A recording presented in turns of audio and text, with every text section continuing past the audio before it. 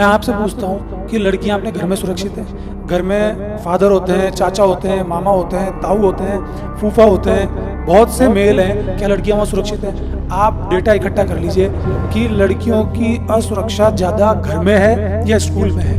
अगर internal classrooms के हालात पेरेंट्स को दिख जाएंगे तो इस देश में बम फूट जाएगा कि स्कूल्स के हालात क्या हैं, अंदर बच्चा क्या करता है। गुरु या तो बनाओ मत, और बनाओ तो पूरी तरह से समर्पित हो जाओ। गुरु को एक समुद्र मान लो, खुद को एक बूंद मान लो, और बूंद समुद्र में कैसे मिलेगी इस बात की परवाह नहीं करेगी कि मैं इसमें मिलकर के विलीन होंगी, मेरा क्या होगा। क्या आप गारंटी देते हो कि गुरुकुल में जो गुरु होता था वो फीमेल्स को नहीं पढ़ाता था? क्या आप गारंटी देते हो कि गुरुकुल में फीमेल को गुरु वो सब चीजें नहीं बताते थे जीवन की जो आज बैन है?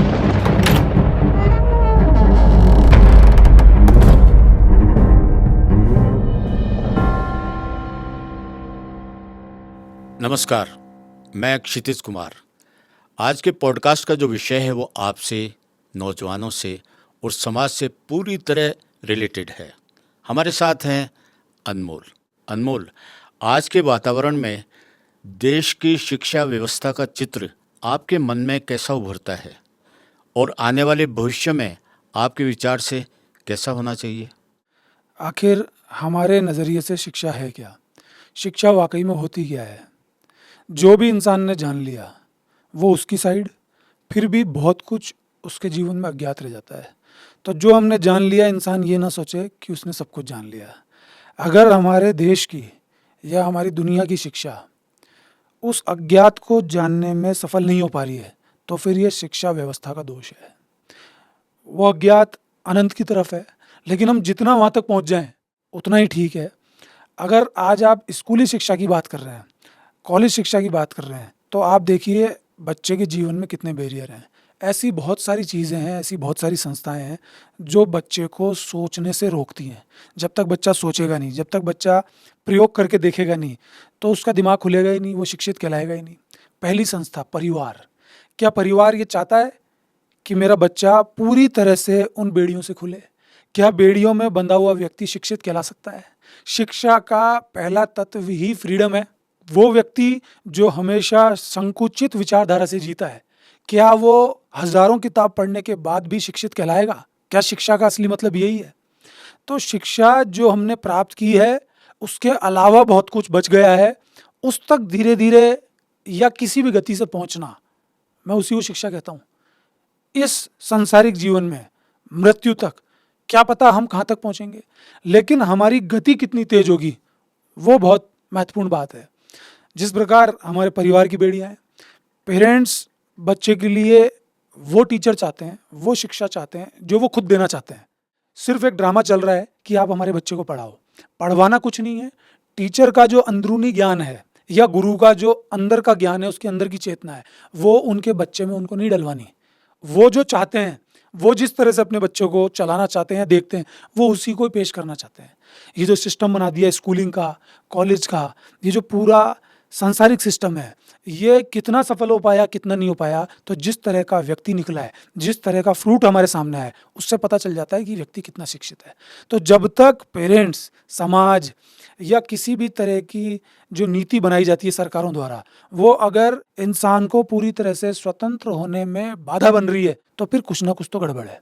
व्यक्ति स्वतंत्र होकर ही बड़े से बड़े ज्ञान की तरफ जा सकता है, उस अज्ञात में प्रवेश कर सकता है। जब उसकी विचारधारा ही संकुचित है कि ये ना करो ये गलत है, वो ना करो वो गलत है, ऐसा करोगे तो ऐसा हो जाएगा, इसकी इज्जत करो, उसके सामने अच्छा बनो, ऐसे मत बोलो, वैसे मत बोलो, तो इन सब चीज़ों के कारण व्यक्ति प्रॉब्लम में चला जाता है। और जो व्यक्ति प्रॉब्लम में चला जाता है फिर वो दिखावटी डिसिप्लिन को उपलब्ध हो जाता है। फिर जो उसका डिसिप्लिन होता है वो सिर्फ एक ड्रामा होता है। वो डिसिप्लिन वो स्कूल में दिखा रहा होता है, वही डिसिप्लिन वो अपने घर में अपने माँ बाप के सामने दिखा रहा होता है। वो डिसिप्लिन पूरी तरह से झूठा है। वो पीठ पीछे डिसिप्लिन है, सामने से ना वो किसी से प्रेम कर रहा है ना किसी की इज्जत कर रहा है। लेकिन यदि एक बच्चा पूर्ण रूप से उस अज्ञात की तरफ मुंह दिखा के खड़ा है और उसको जानना चाहता है और प्रतिपल अपने आप को स्वतंत्र महसूस करता है, तो वो रियल में हर व्यक्ति से प्रेम करेगा। वो हर डिसिप्लिन को ऑटोमेटिक उपलब्ध हो जाएगा। फिर वो उसके लिए डिसिप्लिन और बंधन भी नहीं होगा, उसको अपने आप ही मजा आने लगेगा। वो हर जगह की अपनी नीतियों को समझ जाएगा। वो किसी मंदिर में पूजा करने जाएगा, मस्जिद में नमाज पढ़ने जाएगा, कहीं पे भी जाएगा, वो उसके नियम को अपने आप ही फॉलो कर लेगा। वो किसी स्कूल कॉलेज में जाएगा या किसी सोसाइटी में बैठेगा, वो एरोगेंट नहीं होगा, वो क्रांतिकारी जरूर होगा लेकिन उसके सिस्टम को हानि नहीं पहुंचाएगा। ऐसा व्यक्ति या ऐसा बच्चा हमेशा शिक्षा की ओर जाने लगता है। शिक्षित पूरी तरह से कोई व्यक्ति हो जाए ऐसा नहीं होता कि साहब इसने 4 किताबें पढ़ ली शिक्षित हो गया। और जिस तरह की शिक्षा आज स्कूलों में या कॉलेजेस में है, उसमें व्यक्ति सिर्फ ड्रामा कर रहा है, उसके साथ में किरदार निभा रहे हैं उसके पेरेंट्स, सोसाइटी, राजनेता। रही सही कसर उनकी बहुत ऊंची ऊंची परसेंटेजेस पूरा कर देती हैं, जिसमें बच्चों को उन शब्दों का मीनिंग तक नहीं आता, फिर भी दिखावे के तौर पे बहुत बहुत परसेंटेजेस हैं। इसी का नतीजा हो रहा है, ना बच्चा शिक्षित हो पा रहा है, क्योंकि शिक्षा का मतलब है सीखना। हमको ये बताया जा रहा है कि शिक्षित व्यक्ति वो है जिसको रोजगार मिल जाए। रोजगार मिलना अलग बात है। किताबी रूप से शिक्षित व्यक्ति अगर कोई नहीं है, वो भी रोजगार पा सकता है, लेकिन जो ये किताबें खूब पढ़ चुका, जरूरी नहीं वो भी रोजगार अपने लिए उपलब्ध करवा सके। तो शिक्षा का मतलब ये नहीं है कि रोजगार मिल जाए। अक्सर देश में बहस छिड़ती है कि आपकी शिक्षा रोजगारोन्मुखी नहीं है, आपकी शिक्षा रोजगार को उपलब्ध नहीं करवा पाती है। तो शिक्षा का मतलब ही यही है, जानना, किसी भी चीज को मानना नहीं, खुद एहसास करके देखना। फिर वो किताबों से नहीं आता, वो सिर्फ स्कूल से नहीं आता, वो घर से भी आता है, वो सोसाइटी से आता है, वो अपने अनुभवों से आता है, थोड़ा स्कूल से भी आता है, दोस्तों से आता है, सबसे बड़ा अपने फेलियर से आता है, सब जगह से आता है। लेकिन जब एक बच्चे को, एक इंसान को संकुचित किया जाएगा तो ऐसा कुछ भी नहीं होगा। रोजगार मिलना एक अलग बात है, उसके लिए अलग प्रयास किए जाने चाहिए, उसका रिलेशन इस शिक्षा से नहीं है। आप देख लीजिए कितने शिक्षित लोग हैं जो बहुत ज़्यादा पैसा नहीं कमा पाते, लेकिन कम शिक्षित लोग भी बहुत बड़े बड़े रोजगार को उपलब्ध हो जाते हैं। तो मेरी नज़र में शिक्षा का मतलब है जानना और जानने की तरफ निगाह रखना, क्योंकि कौन इस ज़िंदगी में कितना जान जाएगा ये किसी को नहीं पता। तो सबसे पहले उसको फ्रीडम मिले और फ्रीडम के साथ वो अपनी नज़र जानने की तरफ ही रखे, मैं उसको शिक्षा बोलता हूँ। पुराने वक्त में ये जो आज का सिस्टम है ये नहीं था, गुरुकुल थे, बच्चा वहाँ जाता था, न ये डिग्रियाँ थी, रोजगार से रिलेटेड शिक्षा भी उद्देश्य लेके नहीं चलती थी। तो पुराना वक्त जो था गुरुकुल का, संस्कार वहाँ से भी बनते थे, संस्कार आज भी बनते हैं। जैसा कि आपने कहा कि शिक्षा रोजगार से रिलेटेड नहीं होती, ये परिवार में भी ली जा सकती है। तो आपकी नज़र में अनमोल, ये जो गुरुकुल की शिक्षा से जो व्यक्तित्व निकल के आता था और आज की शिक्षा से जो व्यक्तित्व निकल के आता है, इनमें क्या फ़र्क है या उद्देश्य एक ही है? देखिए, मैं खुद बहुत ज़्यादा किताबें पढ़ने का शौकीन नहीं हूँ, तो मैं ये नहीं कहता कि किसी को किताबें नहीं पढ़नी चाहिए, मेरा इंटरेस्ट नहीं हो पाता। लेकिन आज के इस सफ़र में, आज की दुनिया के इतने विकासशील प्रभाव में, आज मोबाइल हमारे हाथ में है, वीडियोज़ हमारे हाथ में है, तो वो किताबों को हम मोबाइल के ज़रिए देख सकते हैं, वीडियो के ज़रिए देख सकते हैं। तो जब मैं इन सब चीज़ों के बारे में देखता हूँ, पुरानी बातों के बारे में सुनता हूँ, पुराने विद्वानों के बारे में सुनता हूँ, संतों के बारे में सुनता हूँ, और आप गुरुकुल या किसी भी चीज़ की बात कर रहे हैं, उनको सुन करके मुझे उस सत्य का एहसास ज़रूर होता है। लेकिन मैं अपने वक्तव्यों में किसी को कोट नहीं करता कि ये चीज़ सही थी, ये चीज़ गलत है, क्योंकि मेरी नज़र में कुछ भी सही गलत नहीं है। अगर सत्य की कसौटी पे वो उतर रहा है तो फिर सब चीज़ सही है। अगर वो सत्य की कसौटी पे नहीं उतर रहा, सामाजिक तौर पे आपके लिए सही नज़र आ रहा है, तो फिर वो क्या मतलब है उस चीज़ का। तो क्या होता था गुरुकुल में, क्या नहीं होता था, ये तो मैं आपसे बात नहीं कहूँगा। लेकिन अगर उस समय भी सच्चाई, ईमानदारी और सत्यता के नज़दीक बच्चे को नहीं ले जाया जाता था, तो शायद वो भी गलत होगा। लेकिन मेरा एहसास ये कहता है कि गलत कोट किया है गुरुकुल्स को भी। और पुरानी बात का मतलब अक्सर लोग रूढ़िवादिता से जोड़ लेते हैं कि पुराना मतलब उनमें खुलापन नहीं था। ये भी तो हो सकता है कि लोगों ने अपने फायदे निकालने के लिए, लोगों ने अपना मत साधने के लिए पुरानी तगड़ी विचारधाराओं को, पुराने तगड़े प्रयोगों को बांध दिया हो। बहुत सारे ऐसे प्रयोग हैं जो उन्होंने उस समय में कर लिए, लेकिन आज अपना उल्लू सीधा करने के लिए, अपना सिक्का जमाने के लिए उन सेवाओं का, उन स्थितियों का, उन विचारों का खंडन कर दिया हो। तो ये कोई गारंटी नहीं है कि कल सही था, आज सही था। मैं इतना जानता हूँ कि अगर कल खुलापन था तो वो सही है, आज खुलापन है तो वो सही है। अगर इतने फास्ट युग में भी खुलापन इंसान के साथ नहीं हो रहा, तो मैं समझता हूँ इंसान की हालत बहुत बेकार है। फिर वो आगे का युग हो, पीछे का युग हो, उससे कोई फ़ायदा नहीं होने वाला। सब चीज़ उसी इंसान के लिए सही है जो स्वतंत्र है। खुलेपन में आज़ादी शब्द भी अपने आप में निहित हो जाता है। और आज के युग में जहाँ शिक्षा से संस्कार बनते हैं वहाँ बहुत सी बुराइयाँ भी देखने को मिलती है। गुरु और शिष्य का रिश्ता सदियों से एक सा रहा है, लेकिन आज के ज़माने में कई बार देखने में आता है गुरु अगर बहुत हार्ड है, बच्चों की पिटाई भी करता है। कई बार तो ऐसा देखने में आता है कि उसके कान का पर्दा फट गया या हाथ टूट गया, इतने हार्ड गुरु होते हैं। और जवान लड़कियों को भी कई बार सुरक्षा महसूस नहीं होती है, असुरक्षा की भावना पनपती है, जो कहीं समाज में चुपचाप रहते हुए भी नज़र आती है। इसके बारे में आप क्या कहेंगे? देखिए, आपने 2 सवाल पूछे हैं। लड़कों की दृष्टि से वो बहुत सख्त होते हैं गुरु, और लड़कियों की दृष्टि से सुरक्षा का भाव नहीं मिलता आज।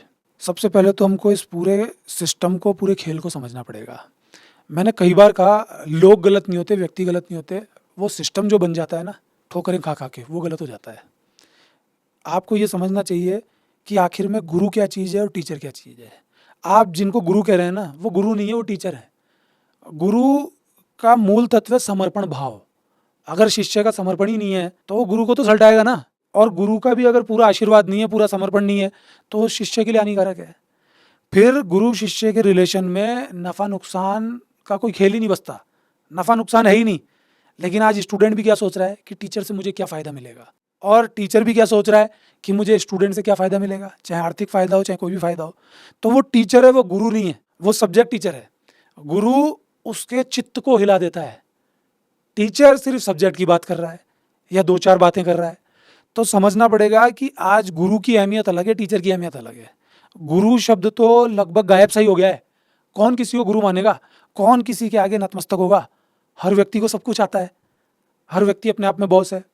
फिर जहाँ तक बात आती है मारने की या सख्ती रखने की, देखिए, जो गुरु दिल से काम करेगा, अपना मान के काम करेगा और पूरी तरह से उसके लीन हो जाएगा, उसके भविष्य के लिए, उसकी आत्मा के लिए, उसकी चेतना को सुदृढ़ बनाने में लीन हो जाएगा, वो गुरु तो फिर मार हो, प्यार हो, कुछ भी हो उस गुरु के लिए, वो सब उस गुरु के लिए बिल्कुल नॉर्मल बात है। वो उस बात के लिए सोचेगा ही नहीं कि उसको कौन क्या कहेगा। ये तो दूसरी साइड का प्रॉब्लम है कि बच्चे को मार दिया, और ये बात बच्चे को मार दिया पहुंचती कहाँ से है? बच्चे से ही तो पहुंचती है।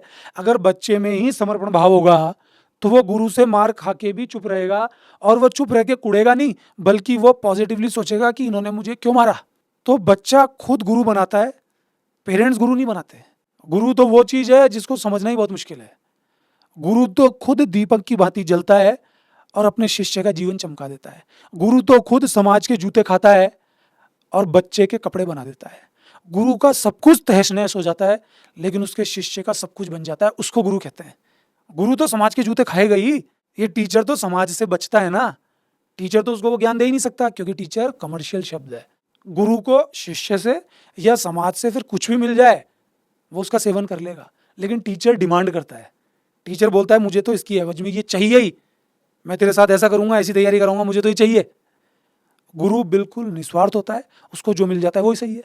तो सबसे पहली बात तो यह है कि आखिर टीचर और गुरु अलग अलग चीज़ें हैं। लड़कों की दृष्टि से मैं लड़कों को भी यही कहूँगा कि गुरु या तो बनाओ मत, और बनाओ तो पूरी तरह से समर्पित हो जाओ।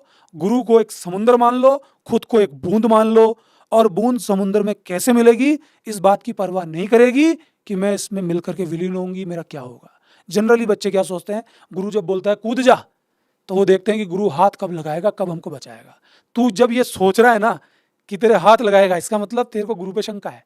तो गुरु पे जब शंका शुरू होती है वहीं खेल खत्म हो जाता है। फिर वो गुरु गुरु नहीं रहता, वो टीचर है नॉर्मल। फिर तो लड़कों के बाबत तो गुरु की ये भूमिका है और शिष्य की ये भूमिका है। अब आपने दूसरा सवाल ये पूछा कि लड़कियां अपने गुरुओं से सुरक्षित नहीं है। मैं आपसे पूछता हूँ कि लड़कियां अपने घर में सुरक्षित हैं? घर में फादर होते हैं, चाचा होते हैं, मामा होते हैं, ताऊ होते हैं, फूफा होते हैं, बहुत से मेल हैं, क्या लड़कियां वहाँ सुरक्षित हैं? आप डेटा इकट्ठा कर लीजिए कि लड़कियों की असुरक्षा ज़्यादा घर में है या स्कूल में है। स्कूल में या कॉलेज में लड़की बहुत कम टाइम रहती है, लेकिन घर में वो हमेशा रहती है। अगर आप इसको लड़की की तरफ जाके देखेंगे तो हर लड़की को बोल दिया गया, देख ये तेरे पापा का दोस्त है इसलिए तेरा पापा ही है, देख ये तेरे चाचा का दोस्त है इसलिए तेरा ये चाचा ही है, ये तेरे भाई का दोस्त है इसलिए भाई है, ये रिलेटिव है, ये पड़ोसी है। स्कूल में जो टीचर है उससे तो बिल्कुल ही संपर्क में मत आना। क्यों? क्योंकि ये तो बहुत ही बड़ी बात है। मुझे ये नहीं समझ में आया कि ये सारे सिस्टम किसने रखे। ये सब आदमियों की देन है, आदमियों ने ही ऐसा सिस्टम लगाया। आप इस सवाल को उल्टा क्यों नहीं पूछते कि आदमियों के साथ ये घटनाएं क्यों घट रही हैं? आदमी हर जगह जीप लपलपाता हुआ क्यों जा रहा है? आदमी भी तो ये काम कर रहा है। जो असुरक्षा की भावना पैदा हुई है लड़की में, वो आदमी के कारण ही तो हुई है। आदमी तो सारे काम कर रहा है। आदमी के लिए तो ये बैरियर नहीं है कि ये मम्मी की सहेली है या ये बहन की सहेली है या ये पड़ोसन है। आदमी तो सब काम कर रहा है। आप एक तरफ कहते हैं कि फीमेल तो बराबर है, फीमेल के पैर के नीचे तो जन्नत है, फीमेल को तो हम बराबरी का सपोर्ट कर रहे हैं, तो फिर यहाँ बराबरी का सपोर्ट क्यों नहीं होता? फीमेल के लिए जब हर जगह रोक लगाई जाएगी तो स्कूल में वो अपने बॉयफ्रेंड्स ढूंढेगी। कभी कभी ऐसा भी हो जाता है कि उसका संपर्क अपने टीचर से होता है, उसको सामने टीचर दिख रहा है और कोई दिख रहा ही नहीं है, क्योंकि घर में उसके ऊपर इतनी बंदिश है, पड़ोस में जाने के लिए बंदिश है, हर जगह जब लड़की के लिए बंदिश ही बंदिश है तो उसके साथ ऐसी घटनाएं घट जाती हैं। और जो घटनाएं सामने आ जाती हैं उनको आप हो करके खराब बता देते हो। क्या बाप बेटी के रिलेशन सामने नहीं आ रहे? क्या रिश्तेदारों के साथ लड़कियों के रिलेशन सामने नहीं आ रहे? माँ बेटे का रिश्ता आप पवित्र बोलते हो, क्या माँ बेटे तक के रिलेशन समाज में नहीं आ जाते? वो कहाँ चले जाते हैं? फिर आप ये बोलते हो कि जिन्होंने ये रिलेशंस बनाए वो लोग खराब है, इनको मारो, इनको काट दो, इनको देश निकाला कर दो। लेकिन कभी अपन सोचते हैं कि ये सिस्टम ऐसा गड़बड़ हो गया है जिसके कारण ये प्रॉब्लम व्यक्ति तक पहुंच जाती है। तो व्यक्ति गड़बड़ नहीं है, ये जो समस्याएं खुद ने बनाई हैं वो प्रॉब्लम है। क्या आप गारंटी देते हो कि गुरुकुल में जो गुरु होता था वो फीमेल्स को नहीं पढ़ाता था? क्या आप गारंटी देते हो कि गुरुकुल में फीमेल को गुरु वो सब चीजें नहीं बताते थे जीवन की जो आज बैन है? क्या आप गारंटी देते हो? जो आपने पढ़ा, जो आपने जाना, क्या पता उसमें मिलावट करी, क्या पता क्या किया, वो आप जानो। लेकिन फीमेल को भी बराबर का दर्जा अगर आप देना चाहते हो तो उसके लिए समझना चाहिए कि वो भी किसी प्रकार की नीड रखती है। तो सबसे पहली चीज है कि गुरु शिष्य का रिलेशन, चाहे वो शिष्य हो चाहे शिष्या हो, उनका रिलेशन समर्पण भाव का होना चाहिए। समर्पण में फिर सब कुछ आ गया, फिर किसी को जवाब देने की आवश्यकता ही नहीं है। देखिए, गुरु अध्यापक, गुरु टीचर, गुरुकुल का वक्त, आज जो घरों में भी बुराइयां हैं उसका जो फर्क है वो एक टीचर जो पढ़ाता है, रोजगार से रिलेशन है, और एक गुरु जहाँ समर्पण किया जाता है, वहाँ आपको एक जीवन के विकास का, एक व्यक्तित्व के विकास का पूरा मार्गदर्शन किया जाता है। बहुत बड़ा फर्क है गुरु शब्द में और अध्यापक टीचर शब्द में। अनमोल, रोजगार से रिलेटेड शिक्षा आज की तारीख में है। शिक्षा में इतना पैसा आ गया है, प्राइवेट कॉलेजेस का, सरकारी कॉलेजेस का, स्कूलों का, सारा जो वातावरण है वो पूरा पैसे पर आधारित हो गया है। और यहाँ तक कि एजुकेशन माफिया तक शब्द है जो पूरे समाज में बहुत ऊंचे स्तर पर आता है। और ये आपने भी देखा होगा, सुना होगा, मैंने भी देखा है, एजुकेशन माफिया, जहाँ इतना पैसा आता है, सरकार से ऐड मिलती है और पूरे माफिया आ जाते हैं। ये सब जो है वो समाज को कहाँ ले जा रहा है? समाज को ले जाने की जरूरत ही नहीं है, सब आंखों के सामने है, सब आंखों के सामने है। खेल पूरा खत्म हो चुका है, कुछ भी नहीं बचा इसमें, कुछ भी। सच में माफिया ही है। आप कितने अच्छे कपड़े पहनिए पर आपके फर्क नहीं पड़ना चाहिए। आप बार बार इस बात के लिए उतावले नहीं होने चाहिए, देखो मैंने कितने बढ़िया कपड़े पहन रखे हैं। आप कितना ही पैसा कमाइए, उतावले नहीं होने चाहिए कि बस मेरे को तो मिल ही जाए। मैं इस बात के विपक्ष में नहीं हूँ कि किसी टीचर को इतनी कमाई हो रही है, कि कोई कोचिंग वाला इतना क्यों कमा रहा है, कोई स्कूल वाला इतना क्यों कमा रहा है। लेकिन उसकी इंटेंशन अगर भिखारी की है, इतना कमाने के बाद सिर्फ और सिर्फ उसका ध्यान इस बात पे लग रहा है कि ये कमा रहा है। ये माफिया क्या कर रहे हैं? बच्चे को ही सिखा रहे हैं कि तू एक दिन बनेगा और एक दिन तू भी हमारी तरह पैसे वाला बनेगा। तू बनेगा नहीं बनेगा, हम तो बन ही गए, तो हमारा तो उद्धार हो गया। लेकिन गुरु क्या सिखाएगा? तू जिस पल है उस पल नाच, उस पल जी, उस पल को एंजॉय कर। लेकिन जो टीचर है, जो माफिया है, जो असल में धूर्त व्यक्ति है, श्रूड है, वो उसको भविष्य की बात बताएगा। गुरु भविष्य की बात बहुत मुश्किल से करेगा, किन्हीं और अर्थों में करेगा, लेकिन गुरु वो होगा जो रियल में उसका वो पल साध देगा। लेकिन हम क्या सिखा रहे हैं कि देख तू ऐसा कर लेगा तो तेरे को इतनी कमाई होगी। हर व्यक्ति से आप पूछ लीजिए, जैसे ही आप सत्य की बात करने लगेंगे, जैसे ही आप खुशी की बात करने लगेंगे। मैं मिलता हूँ कई पेरेंट्स से, अपने बच्चे के लिए वो बातें करते हैं, मैं उनसे पूछता हूँ कि आप अपने बच्चे से चाहते क्या हैं आखिर? आप उसको खुश देखना चाहते हैं या कमवाना चाहते हैं पैसे? तो वो बेमन से झूठ बोलते हैं कि नहीं खुश देखना चाहते हैं। फिर 2-3 दिन बाद उसको परेशान करने लग जाएंगे, तू क्या कर रहा है, तू क्या कर रहा है। खुद ने क्या किया क्या नहीं किया उसका कोई होश नहीं है, लेकिन बच्चे के साथ इतनी कबड्डी लड़ते हैं कि बस तू तो कुछ कमा ले बढ़िया। तो उन्होंने जो प्रेजेंट में जीवन नहीं जिया, वो अपने बच्चे को भी हम तो मरे सनम तेरे को भी ले डूबेंगे। ये कंडीशन जब तक रहेगी तो ये माफिया ऐसे ही रहेंगे। और इसमें पूरा खेल एक दूसरे के साथ मर्ज हो चुका है, सब एक दूसरे के साथ करेंगे, तो सब एक दूसरे के साथ करने के चक्कर में किसी को असलियत पकड़ में नहीं आ रही। ऐसा कौन सा इंस्टीट्यूशन है जो बच्चे को खुशी देता है? ऐसा कौन सा इंस्टीट्यूशन है जो बच्चे को रियल में जिंदगी जीना सिखाता है? सब प्रतिस्पर्धा सिखा रहे हैं, सब ये नहीं सिखा रहे कि जीवन को कैसे जीना है। मैं फिर आपसे कह रहा हूं, आप गलत जगह पहुंच जाएंगे। मैं ये नहीं कह रहा तैयारी करके परसेंटेज मत लाओ, मैं ये नहीं कह रहा कि ऐसा मत करो, खूब करो, लेकिन रियल में उनका जो प्रेजेंट मोमेंट है ना, वो कहीं और चला जाता है जब मन में लालच भर जाता है। अब मन में लालच कब नहीं भरेगा? जिस प्रकार आप बहुत कुछ भोगने के लिए तैयार हैं, उस प्रकार क्विकली सेकंडों में छोड़ने के लिए भी तैयार होंगे। छोड़ना कोई बहुत बड़ा एक तारीफ की बात नहीं है कि साहब छोड़ रहे हैं, हम तो छोड़ने के लिए मशहूर हैं, हम तो बहुत बड़े संत हैं, वो कोई तारीफ की बात नहीं है। लेकिन आप में दोनों गुण होने चाहिए। लेकिन इंसान क्या करता है? चिपक जाता है। तो वो स्टूडेंट के ही समय में नहीं, बल्कि कितना ही बड़ा हो जाए, वो एजुकेशन में भी बहुत बड़ा हो जाए या हॉस्पिटल में या किसी भी चीज़ में हो जाए, कोई भी काम वो कर रहा हो, लेकिन उसकी जो चिपकन है ना, वो दूर नहीं होती। और वो दूर नहीं होने के कारण ये लोग माफिया का रूप ले लेते हैं। जहाँ पैसा आता है वहाँ माफिया पैदा होते हुए हमने देखा है। एक चीज़ और है जो पहले में, बल्कि मैं तो ये कहूँगा कि मेरे वक्त में और आज के वक्त में भी फ़र्क आ गया है। पहले ये परसेंटेज जो है वो इतनी हाई नहीं होती थी। कई बार मैं सोचता हूँ, क्या सारे बच्चे ब्रिलियंट हो गए? क्या सब बच्चे पुरानी पीढ़ी के मुकाबले में बहुत ज़बरदस्त हो गए? 90, 95, 98, 99, इवन 100 में 100, वो भी लैंग्वेज में, जहाँ आपके ग्रामेटिकली मिस्टेक हो सकती है। कोई भी सब्जेक्ट है, संस्कृत है, हिंदी है, इंग्लिश है, वट एवर इट इज़, उसमें कहीं ना कहीं कुछ तो ऐसा गलत होता होगा कि आपके 100 में 100। मैथमेटिक्स का तो समझ में आता है, ये सब है। हमारे वक्त में 60% आ जाता था, 70 आता, मेरिट में आ जाते थे। 75% तो बहुत बड़ी बात होती थी। ये क्या है? मैं आपको ऐसी चीज़ बता रहा हूँ जिसको समझना थोड़ा मुश्किल भी है, और अगर समझ में आ भी जाए तो उसको प्रैक्टिकली मानना तो बहुत मुश्किल है। तो हर कोई इसको नहीं समझ पाएगा, कमज़ोर बुद्धि का व्यक्ति इसको नहीं समझ पाएगा। इस खेल को आप समझने की कोशिश कीजिए। जो निचली शिक्षा है उसको तो कर दिया डैमेज, पिरामिड को उल्टा कर दीजिए, वो खड़ा नहीं रह सकता। क्या उसका बात है? पाया मजबूत होना चाहिए, उसको चोंच से खड़ा कर देंगे तो खत्म हो जाएगा। निचली शिक्षा में तो बच्चे के साथ ये खेल कर दिया कि इसको टेंशन मत दो बिल्कुल भी, ये बिल्कुल भी परेशान नहीं होना चाहिए। इवन बच्चा ही छोड़िए, आप वो 10th में भी आ जाए, 11th 12th में भी आ जाए, इसको मानसिक दबाव नहीं देना है। और इसके पीछे बहुत सारे बुद्धिजीवी खड़े हो जाते हैं। जब वो 12th तक की उम्र तक मानसिक दबाव लेने के लिए तैयार नहीं है, फिर एकदम से ही वही बुद्धिजीवी उनके लिए कंपटीशन लगा देते हैं। फिर ये कल्चर चालू हो जाता है कि आज आप नीट के एग्ज़ाम दीजिए, आईआईटी के एग्ज़ाम दीजिए, यूपीएससी की तैयारी कीजिए, सभी सरकारी एग्ज़ाम्स।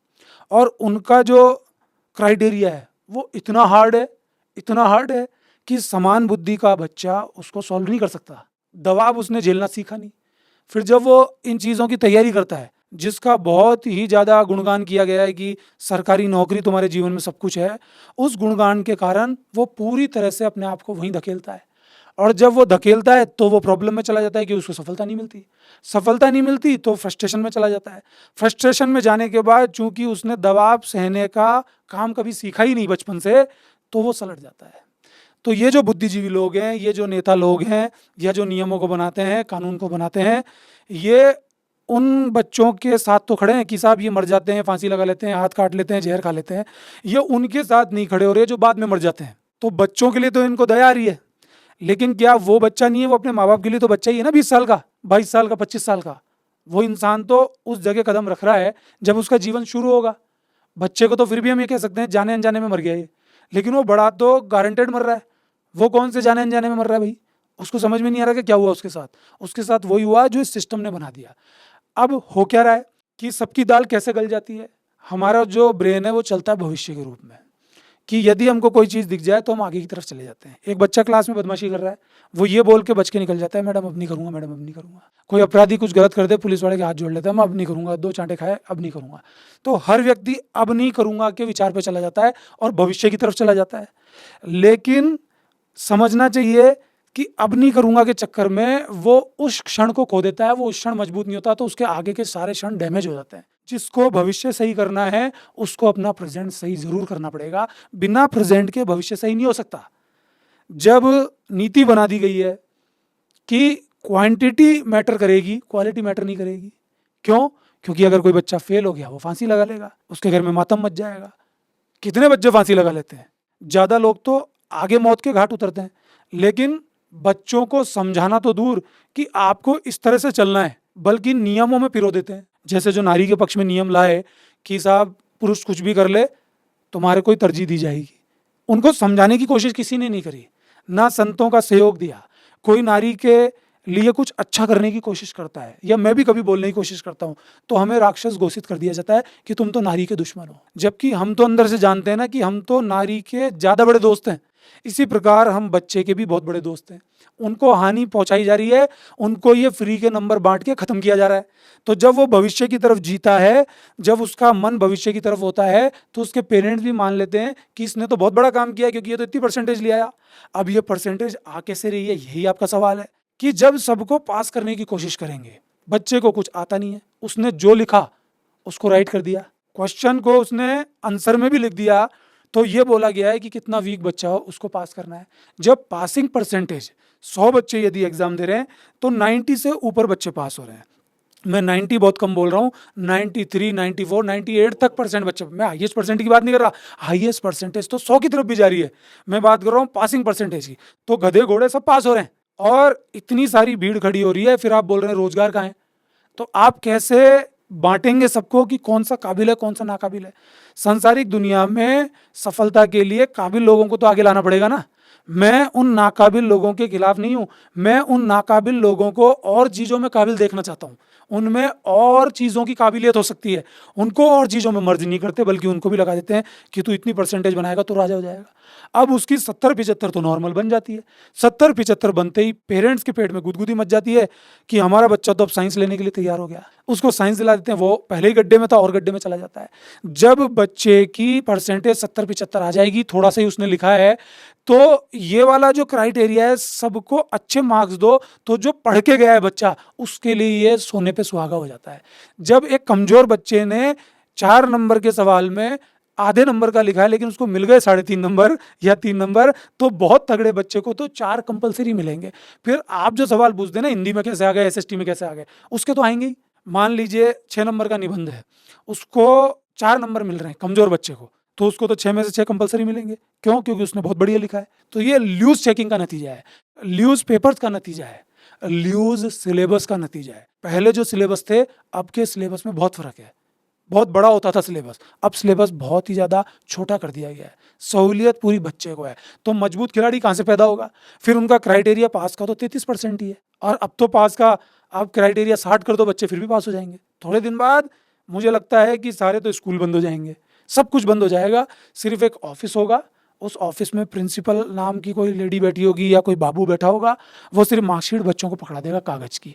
तो कागज में शिक्षा चल रही है, ये रियल में शिक्षा नहीं है, बच्चे को आता कुछ भी नहीं है। अगर उसका नाम भी थोड़ा कठिन हो तो बच्चा नाम भी नहीं लिख पाए, ये हालत है। पुराने लोगों की स्थिति आप देखिए, क्वालिटी कितनी होती थी। बुजुर्ग व्यक्ति अगर 10th भी पास किया हुआ है ना, पुराने वाला, आने वाले जो बुजुर्ग आएंगे वो तो खुद ही कुछ नहीं आता होगा उनको।